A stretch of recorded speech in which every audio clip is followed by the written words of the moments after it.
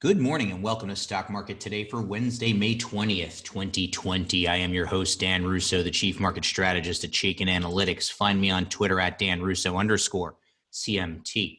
Stock Market Today brought to you today and every day by Chaikin Analytics. Head over to chaikinanalytics.com/today where you can sign up for a free email where we get a lot of the content for this show, as well as give you daily stock ideas to consider that hits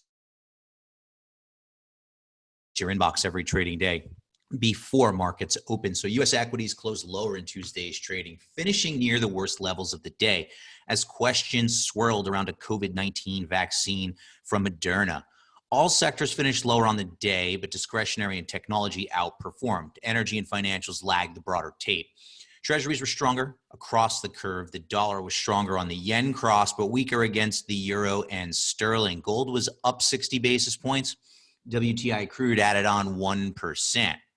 I think it's pretty clear that trading over the past few days has sent a message that the market is extremely sensitive to hopes for a vaccine around COVID-19 as economies around the world continue with reopening plans. And as we get to the desk this morning, we're seeing a rebound. S&P futures are up 1.1% and trading near the best levels of the morning. Asian markets were mostly higher overnight, led by Japan. China did underperform. European markets are mostly lower. Treasuries are unchanged to slightly stronger, and the curve is steepening. The dollar is weaker against both the yen and the euro. Gold is down 50 basis points. WTI crude is up 50 basis points. And as we look at the S&P 500, there it is. The battle at resistance rages on. We have to wonder if today will be the day that we can finally push through. Futures hinting at a higher open. We've been highlighting key resistance in the 2950 to 3000 zone. 2950 obviously holding up as resistance here in the near term. 200-day moving average at 2998, and then 3000 round numbers resistance. So that resistance zone remains firmly in place. A break of that level targets 3110 to the upside. And should we break through 3110, you have to start thinking about the highs. Now remember, the NASDAQ is already at the gap. We'll take a look at that a little bit later on the show. But what if we fade from here?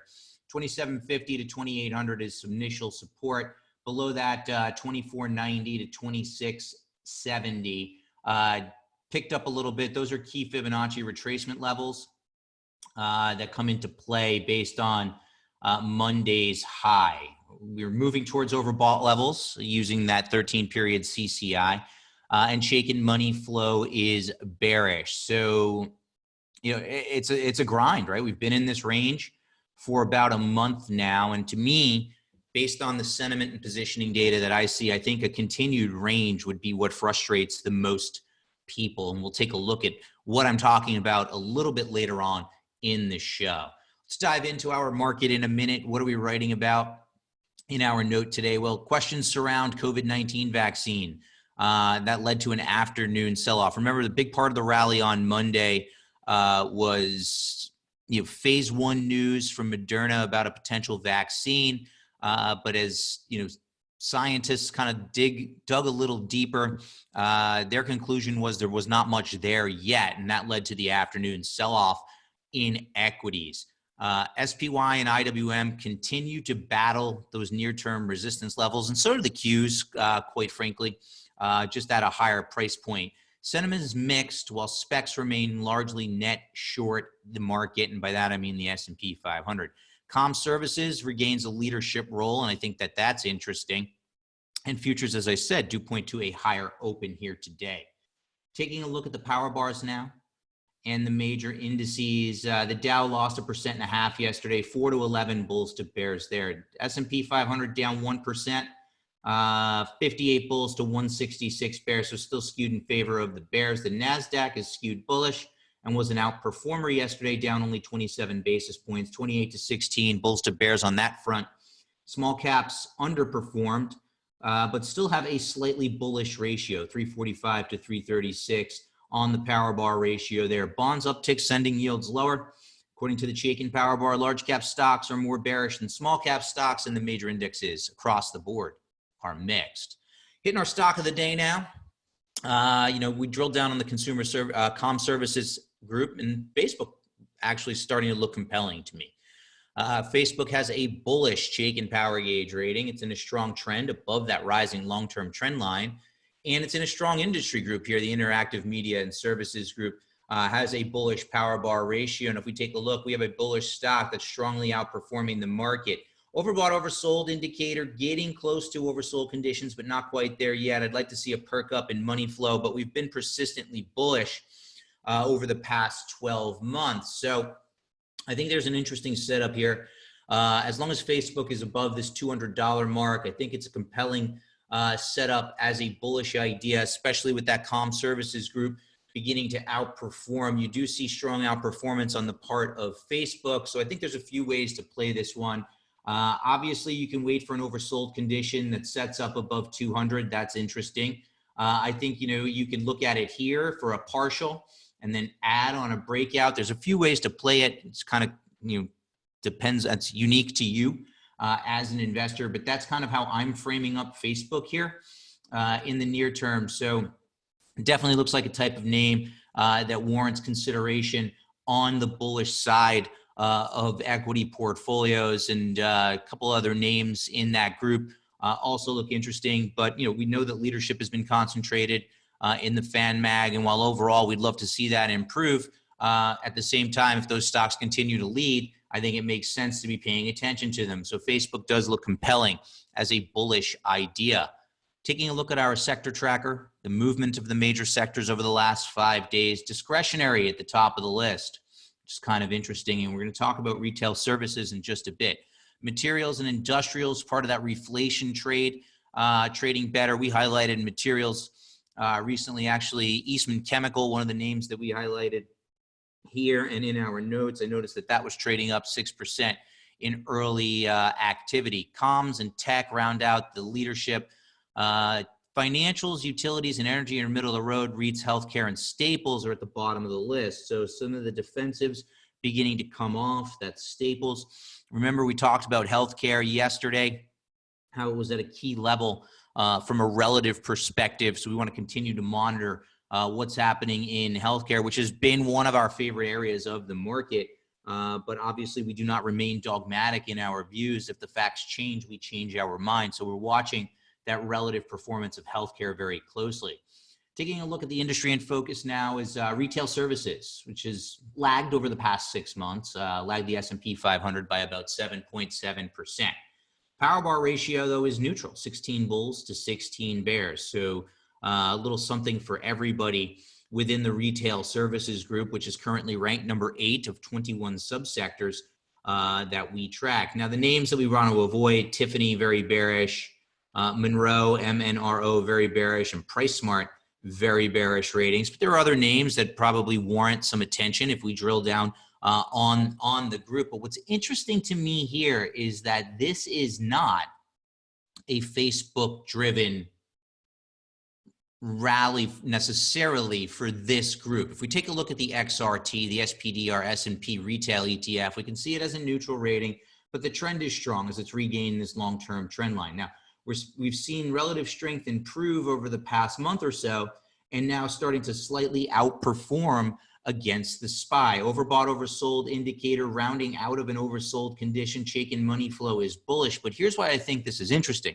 right? Because if you look at a group like consumer discretionary is doing well, but that's largely weighted towards Amazon, right? 25% of the discretionary sector is Amazon. If we take a look at XRT, this is more of an equally weighted ETF, right? Where Amazon is only a 2.16% weight, right? So this recent outperformance, improving and now slightly outperforming, is not purely an Amazon phenomena for the XRT. And that's kind of interesting to me. It makes me want to drill down on the group and see what other names are performing well. Taking a look at what's trending now, yesterday's S&P 500 gainers, losers are movers and shakers. Take Two was reiterated a buy at benchmark, stock higher by nearly 5% yesterday. They are going to report earnings after the close tonight. Hewlett Packard, 3.75%. Nothing company specific driving trading there. AAP up about 3.6% on the heels of their earnings announcement. Xerox, XRX, nothing company specific driving that stock higher by 3.6%, and RE, Everest Re, up 3.3%. Again, nothing company specific there. As we've kind of gotten to the end of earnings season, the company specific data points are starting to fall off, and the more macro, and as we've seen, kind of vaccine focus has grabbed investors' attention. On the loser side of the board, Kohl's earnings report takes 7.6% out of that stock. Hess, nothing company specific, down 6%. Do note that they were mentioned positively in a sell-side research report. Capri CPRI said that they are going to delay their 10K, which took 6.5% out of that stock. Phillips Van Heusen PVH talking about a phased reopening of their stores. Stock lower by 6.4%, and Noble NBL down 6.25%. No company specific driver to the activity in Noble. Now it's Wednesday, so we look at sentiment in the market on Wednesdays, and recently started adding in some data around positioning. So the top of this slide here is a familiar chart to you, the 13-day moving average of the CBOE equity put call ratio.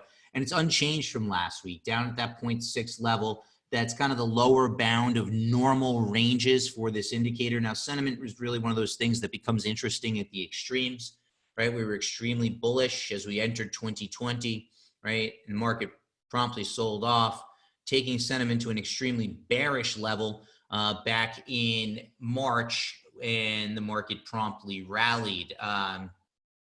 So we could take a look at that. We use a 13-period moving average to smooth out some of the roughness of the day-to-day data points here. The VIX has come in, obviously, from the extreme highs of over 80 back in March, but we're still around the peaks over the past 5 years. So continuing to move in the right direction, but certainly would love to see this trend lower, trend back towards those mid-teens to give us an indication of some level of normalization. Now, the bottom of the chart here is something new. Basically, what I'm looking at is the commitment of traders data on the S&P 500 futures, and I am looking at the net positioning of small and large speculators. And that's this green line here, which you can see small and large specs are net short.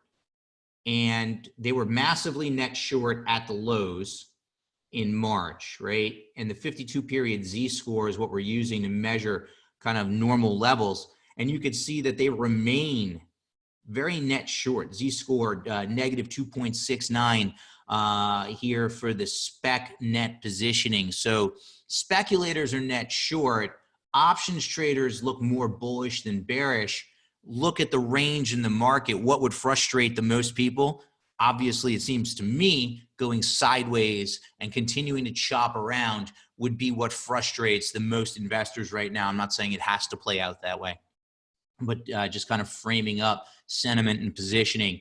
That's kind of my view here in the near term. Now, the Qs close the gap, right? We talked about how the SPY is trading at resistance, trying to break through. The Qs are trading at their own resistance here as they've closed the gap. This is the gap that opened on February 24th that started the decline in the market, and we've rallied back and actually, faded from the top of that gap yesterday. We'll see if we can push through today at the 230 mark for QQQ. RSI is holding bullish ranges for now. Chaikin money flow has been trending lower and is in more of a neutral position. So you could see that whether you're looking at the Qs, whether you're looking at the SPYs, even if you're looking at IWM, the three major markets are all at key resistance levels right now.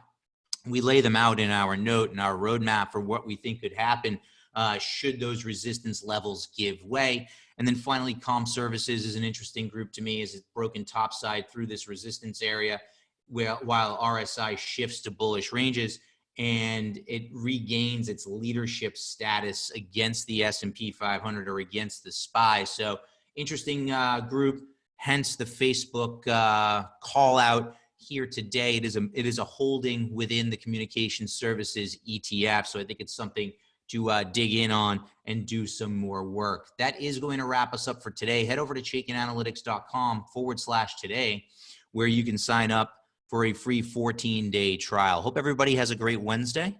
I'll be back with you tomorrow.